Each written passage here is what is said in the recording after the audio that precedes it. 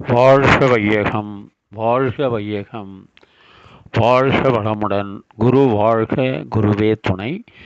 மணவளக்கலை உறவுகளுக்கு கோபாலின் வணக்கங்களும் வாழ்த்துக்களும். அருட்தந்தை வேதாத்ரி மகரிஷியின் மணவளக்கலையை பற்றி தினமும் சிந்தித்துக் கொண்டிருக்கின்றோம்.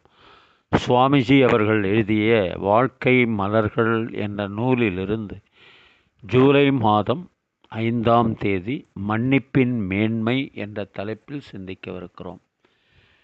இப்போது ஒரு வினா எழுப்பலாம். ஒருவர் ஒரு பெரிய கொடுமையை செய்கிறார், அவருக்கு எதிராக கூட சினம் கொள்ளக்கூடாதா என்று கேட்கலாம். சினத்தினால் எங்கும் ஒரு நன்மையும் வந்ததாக இதுவரை வரலாறு இல்லை. தீயவர்களையும் கொடியவர்களையும் மன்னித்தால் தான் சிறந்தது. அன்றி பதிலுக்கு பதில் அல்லது பழிக்கு பழி என்று இறங்கினால் அதற்கு முடிவு எங்கே? நமக்கு ஒருவர் கெடுதல் செய்தாலும் நாம் நம் வயம் இழக்கலாமோ? நம் வயம் இழந்தால்தானே சினம் வரும். நாம் நாமாகவே இருந்தால் அதுவே அவருக்கு ஒரு பாடமாகி மீண்டும் இத்தகைய தீங்கு செய்யாதிருக்க ஒரு நல் வாய்ப்பாகும். இன்னும் ஒரு படி மேலே சென்று தீங்கு செய்தவருக்கும் நன்மை செய்துவிட வேண்டும் என்றும் நமது பெரியோர்கள் கூறியிருக்கிறார்கள். அவ்வாறு செய்தால் சினத்திற்கு அங்கு இடமே இல்லை. அப்படி நமக்கு துன்பம் செய்தார் மேலும் சினம் கொள்ளாததோடு அவருக்கு நன்மையும் செய்யவில்லை என்றால் அருள் துறையில் இருந்து என்ன பயன்? சினம் ஒழிந்த இடத்தில்தான் இந்த பெருந்தன்மை வரும். நான் எவ்வளவோ பொறுமையாகத்தான் இருந்தேன், எனக்கு சினம் வரும்படியாக பண்ணிவிட்டார்கள் என்று சொல்லி தப்பிக்க முயல வழியில்லை. பொறுமைக்கு எல்லை உண்டு என்பது சுத்த தவறு.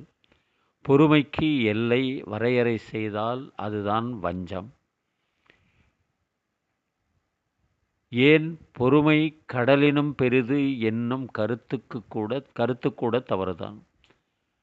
பொறுமையை எந்த அளவுக்கும் உள்ளடக்க முடியாது. எல்லை என்பதே இல்லை. இறைநிலையைப் போலவே எல்லை என்பது இல்லாததே பொறுமை. அருட்தந்தை அவர்கள் இதை அழகாக கவியரசர் கண்ணதாசன்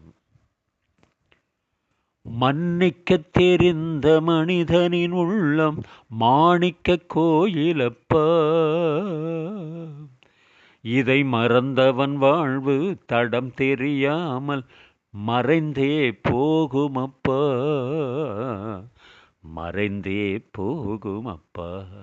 கத்தியை தீட்டாதே உந்தன் புத்தியை தீட்டு, கண்ணியம் தவறாதே அதிலே திறமையை காட்டு. ஆத்திரம் கண்ணை மறைத்திடும் போது அறிவுக்கு வேலை கொடு. உன்னை அழித்திட வந்த பகைவன் என்றாலும் அன்புக்கு பாதை விடு, அன்புக்கு பாதை விடு. இங்கே இருப்பது சில காலம், இதற்குள் ஏனோ அகம்பாவம், இதனால் உண்டோ ஒரு லாபம், எண்ணி பார்த்தால் தெளிவாகும். கத்தியை தீட்டாதே உந்தன் புத்தியை தீட்டு, கண்ணியம் தவறாதே அதிலே திறமையை காட்டு.